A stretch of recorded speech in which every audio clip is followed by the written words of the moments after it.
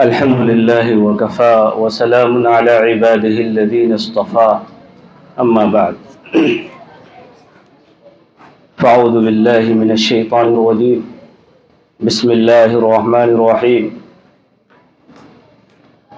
اقرأ باسم ربك الذي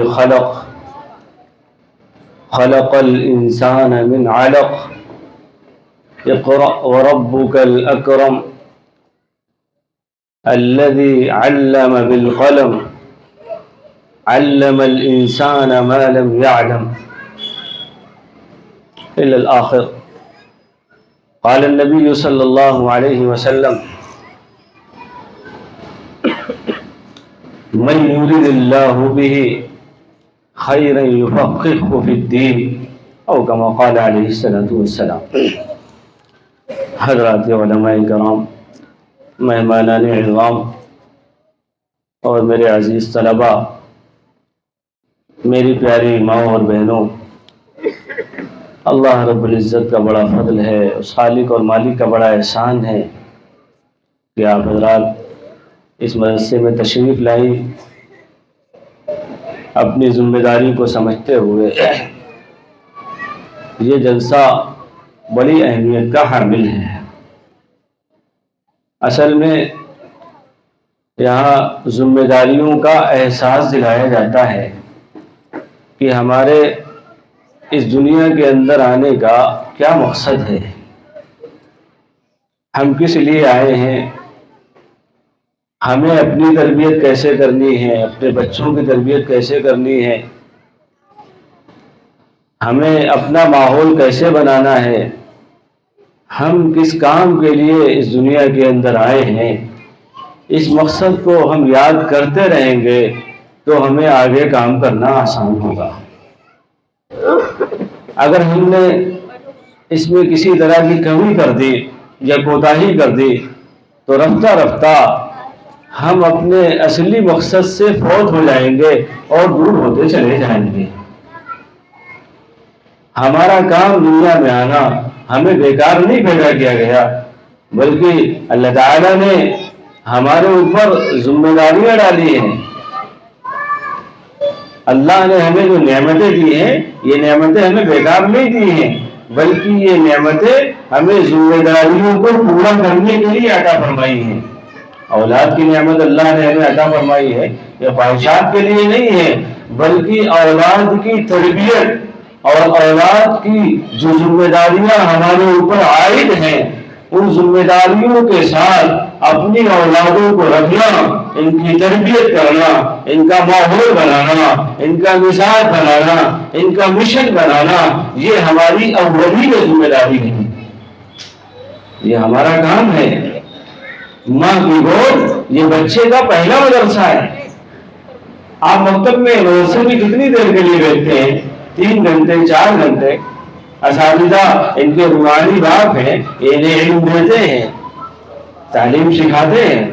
اب اس کے بعد ان کا زیادہ تر وقت، اکثر بیشتر ان کے جو اوقات ہیں وہ آپ کے ساتھ رہتے ہیں، یہ آپ سے وابستہ رہتے ہیں، تو اولین ذمہ داری یہ آپ پر ہے۔ اس کے لیے آپ کو عملی نمونہ بننا پڑے گا۔ اگر آپ نماز کے پابند ہیں تو آپ کی اولادیں بھی نماز کی پابندی کریں گی۔ اگر آپ دینی کاموں میں متحرک ہیں تو اولادیں آپ کے نقش قدم پر چلیں گی۔ اگر آپ کے اندر دین کی عظمت ہے تو اللہ تعالیٰ ان بچوں کے اندر آپ کو دیکھتے ہوئے عظمت پیدا کر دے گا۔ تو یہ پہلے ہمیں عملی نمونہ بننا پڑے گا، ہمیں تربیت کرنی پڑے گی، اور تربیت کا یہ مضمون بہت اہم مضمون ہے، یہ کوئی معمولی مضمون نہیں ہے۔ کیسے تربیت ہوتی ہے اور اس دعوت کے لیے سمجھانے کے لیے کیسے کیسے حالات آئے ہیں۔ سیدنا حضرت ابراہیم علیہ السلام نے اپنے والد سے کہا، یا ابت لا تعبد الشیطان، اے میرے پیارے ابا، آپ شیطان کی اطاعت نہ کریے، اعبدوا الرحمن، آپ رحمان کی عبادت کریے۔ باپ نے کیا کہا؟ اے ابراہیم لئن لم تنتہی لأرجمنک وہجرنی ملیا، اے ابراہیم اگر تم اپنی جھٹکا سے باہر نہ آئے تو میں تمہیں پتھروں سے مار مار کر ہلاک کر دوں گا۔ حضرت ابراہیم علیہ السلام وہاں سے چل دیے، لیکن دعوت سے پیچھے نہیں ہٹے اور کہتے چلے گئے قال سلام علیک ساستغفر لک ربی انہ کان بی حفیا، کہتے ہوئے چلے گئے میں تمہارے لیے اللہ سے استغفار کروں گا۔ تو کتنے تربیت کے سلسلے میں، توحید کے سلسلے میں یہ بنیادی حال آئے ہیں۔ تو بنیادی بات یہ ہے کہ اپنے عقیدے کو، اپنی توحید کو باقی رکھنا ہے۔ اس کے لیے ضروری ہے کہ ہمیں اپنے آپ کو ماحول میں لانا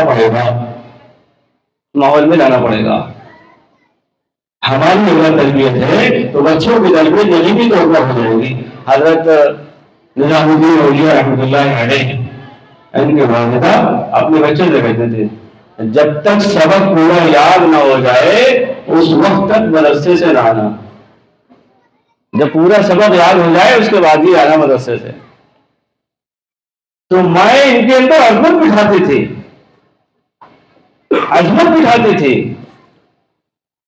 حضرت ماں علی رحمۃ اللہ علیہ کی والدہ آپ سے کہتی تھی علی میاں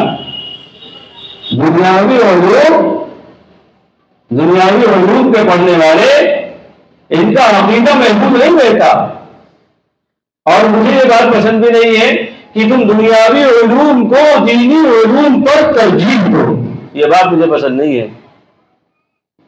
حضرت کی کتاب میں لکھا ہے یہ بات مجھے پسند نہیں ہے کہ تم دنیاوی علوم کو دینی علوم پر ترجیح دو۔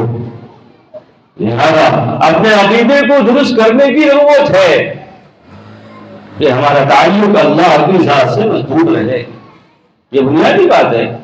صاحب مشکوٰۃ شریف نے کتاب الایمان میں جو سب سے پہلی روایت ذکر کی ہے حدیث جبرائیل، اس میں جو حضرت جبرائیل علیہ السلام نے آپ سے پوچھا ایمان کے بارے میں، آپ نے فرمایا ان تعبد اللہ کأنک تراہ فإن لم تکن تراہ فإنہ یراک، اللہ کی عبادت ایسے کرو کہ تم اللہ کو دیکھ رہے ہو، اور یہ صفت کب پیدا ہوگی؟ جب ہم ماحول میں ہوں گے، ہمارے اندر ڈر ہوگا، جب کسی اللہ والے سے ہمارا تعلق ہوگا، تو یہ ہمارے اثرات ہمارے بچوں کو پڑیں گے۔ ہمارے بچے دیکھتے ہیں کہ ہمارے ماں باپ فون آتا ہے کتنی جلدی متحرک ہو جاتا ہے، موبائل فون آ گیا اور اذان ہوتی ہے گھر میں بیٹھے، تو یہ اثر بچوں پر پڑتا ہے۔ بچے دعائیں یاد نہیں کرتے، پڑھتے نہیں ہیں، تو ماں سمجھ بیٹا اس وقت کی یہ دعا ہے، یہ پڑھو، یاد کرو، یہ سونے کی دعا ہے، یہ کھانے کی دعا ہے، یہ سو کر اٹھنے کی دعا ہے، یہ دعائیں یاد کرو۔ اور بیٹا دیکھو جھوٹ نہ بولنا، اگر جھوٹ بولو گے تو تمہارے منہ کی بدبو، جو جھوٹ کی وجہ سے جو تمہارے منہ کی بدبو ہے، اس کی وجہ سے فرشتہ 1 میل دور چلا جائے گا، اس کی وجہ سے فرشتہ 1 میل دور چلا جائے گا۔ لہذا بیٹے جھوٹ نہ بولنا۔ یہ وہ مائیں تھے جن کی گودوں میں اسلام بنتا تھا۔ اگر ہم نے اپنے بچوں کی اچھی تربیت نہ کی تو میری پیاری ماں اور بہنوں، یہ بچے ہمارے ہاتھوں سے نکل جائیں گے، یہ باطل میں رکما بنیں گے۔ حضرات اساتذہ مدرسے میں محنت کراتے ہیں، کوشش کراتے ہیں، سب کچھ کرتے ہیں، لیکن آپ کی بڑی ذمہ داری ہے، کیونکہ ابتدا آپ کے یہاں سے ہوتی ہے، زیادہ وقت آپ کے ساتھ گزرتا ہے، اس لیے عقیدے کو محفوظ کرنا، عقیدہ محفوظ ہوگا، توحید محفوظ ہوگی تو اعضاء اور جوارح سے اسلام کا ظہور ہوگا، اعضاء اور جوارح سے اسلام کا ظہور ہوگا۔ حضرت جبرائیل علیہ السلام نے پوچھا اللہ کے نبی صلی اللہ علیہ وسلم سے، بتائیے اسلام کیا ہے؟ آپ نے بتایا اسلام وہ اعمال ہے جو اعضاء اور جوارح سے صادر ہو، نماز پڑھنا، روزہ رکھنا، حج کرنا، زکات کرنا، اس کا صدور ہمارے افعال سے ہو رہا ہے، اور یہ کیفیت آ ہی نہیں سکتی جب تک کہ ہمارے اندر کی معنی درست نہ ہو۔ اس لیے بنیادی بات یہ ہے کہ اپنی ایمانی معنی کو مضبوط کرنا اور اپنے بچوں کو سکھانا۔ ان کو جو ہے دعائیں یاد کرانا، ان کو جو ہے دین کی موٹی موٹی باتیں سکھاتے رہنا، ان کو طریقے بتاتے رہنا، ان کو آداب سکھاتے رہنا، یہ ہماری ذمہ داری ہے، ہماری ذمہ داری ہے، ہم اسی لیے دنیا میں آئے ہیں۔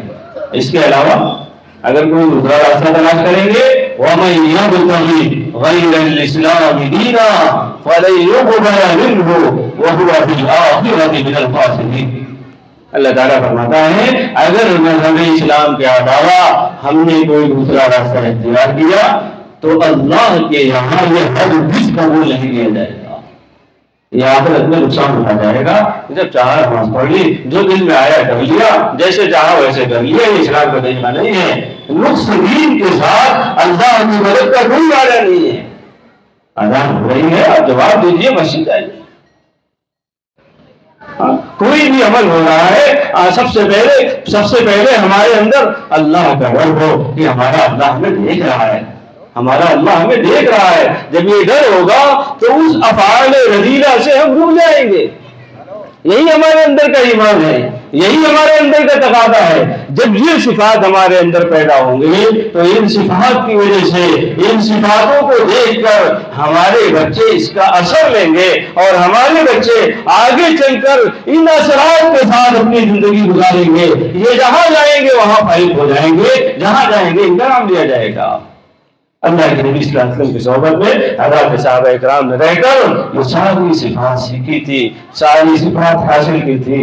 جہاں جاتے تھے لوگ صحابہ کے اخلاق کو دیکھتے، صحابہ کی سیرت کو دیکھتے، صحابہ کی صورت کو دیکھتے، اور دیکھنے کے بعد کہا ان جیسے انسان میں نے دیکھے ہی نہیں، ایسے لوگ تو میں نے دیکھے ہی نہیں ہے، ایسے لوگ ہیں۔ ہم کیرل میں تھے، ایک عالم صاحب بتا رہے تھے، کہہ رہے تھے کہ کیرل کے یہاں ہمارے علاقے میں جو صحابہ کی جماعت آئی تو اس میں کسی شخص نے ایک ناریل کا گولا دیا، یہ حضرت نوش فرما لیجیے، صحابہ کو دیا۔ تو اس آدمی نے پوچھا حضرت یہ کہاں سے لائے ہو؟ کیرل کے عالم صاحب بتا رہے تھے، کیرل میں تھے، وہ بتا رہے تھے۔ صحابی نے پوچھا یہ کہاں سے لائے ہو؟ تو وہ کہنے لگے کہ میں فلاں باغ سے لایا ہوں۔ اس صحابی نے پوچھا وہ باغ کس کا ہے؟ تو فلاں کا باغ ہے۔ اچھا یہ بتاؤ اس میں پیڑ کتنے لگائے تھے؟ فلاں نے لگائے تھے۔ کیسے لگائے؟ جائز طریقے سے لگائے گئے تھے یا ناجائز طریقے سے پیڑ لگائے گئے تھے؟ اتنی تحقیق کے بعد وہ صحابی نے وہ ناریل کا گولا لیا۔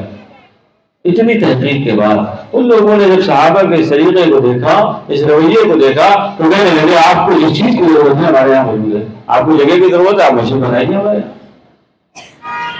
اس لیے یہ دین بڑی قربانیوں سے ہم تک پہنچا ہے۔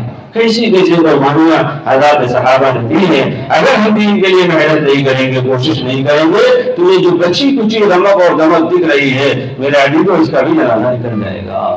اللہ کا فضل ہے، اللہ کا احسان ہے کہ آپ کے علاقے میں اتنا بڑا ادارہ، حضرت نے اتنی قربانیوں سے آپ کے، یہ ہمارا ایسا بنجر علاقہ ہے، یہاں تو کچھ بھی نہیں ہے، یہ اتنی قربانیاں دے کر کے یہ سارا نظام بنایا، ساری چیزیں کی ہیں۔ آپ کی ذمہ داری ہے کہ ہر طرح سے اس کی نگرانی کریں، اس کی دیکھ بھال کریں۔ یہاں سے جو بچہ پڑھ کر جائے گا ہمارے پورے علاقے کو روشن کر سکتا ہے۔ ایک بچہ ہمارا یہاں سے نکل کر گیا، نہ معلوم کتنے علاقوں میں جا کر وہ اسلام کا ڈنکا پھیلا سکتا ہے اور اسلام کو واضح کر سکتا ہے۔ اس لیے میرے عزیزو، یہ مدرسے یہ ہماری جان ہے، ان سے ہمارا دین محفوظ ہے، ہمارا ایمان محفوظ ہے، ہمارا عقیدہ محفوظ ہے، ہماری توحید محفوظ ہے۔ اگر یہ نہ رہے تو کون آئے گا ہمیں بتانے؟ ہمارے بچے دین کی باتیں سنیں گے، سیکھیں گے، عمل کریں گے، ان کی زندگی بن جائے گی، ان کی آخرت بن جائے گی۔ ورنہ اگر یہ ہمارے بچے کالجوں کے حوالے ہو گئے، اسکولوں کے حوالے ہو گئے، تو میدان محشر میں یہ بچے دین کے نہ سیکھنے کی وجہ سے، دین کے نہ جاننے کی وجہ سے، دین پر عمل نہ کرنے کی وجہ سے، یہ ہمارے بچے ہمارا دامن پکڑ لیتے ہیں۔ یہ ہمارے ابا ہیں، انہوں نے کبھی کہا ہی نہیں نماز پڑھو، کبھی کہا ہی نہیں دین کا کام کرو، کبھی کہا ہی نہیں کوئی خیر کے کام کی طرف آؤ، اپنے آپ کو لگاؤ۔ یہ ہمارے ابا ہیں، یہ ان کا کام ہے۔ اس لیے میرے عزیزو، اللہ کے یہ پوچھا جائے گا ہم سے، ہم ذمہ دار ہیں، ہم سے پوچھا جائے گا، ہماری اولادیں ہمارے گریبان پہ رہیں گے۔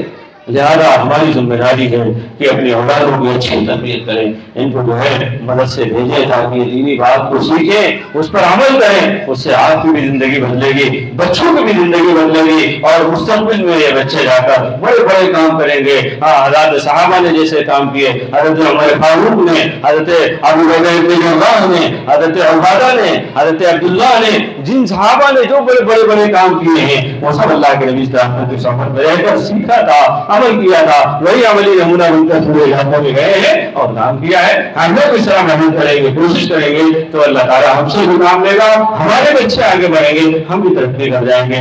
اللہ تعالیٰ ہم سب کو پڑھنے اور سننے سے زیادہ عمل کرنے کی توفیق عطا فرمائے. وما علینا الا البلاغ.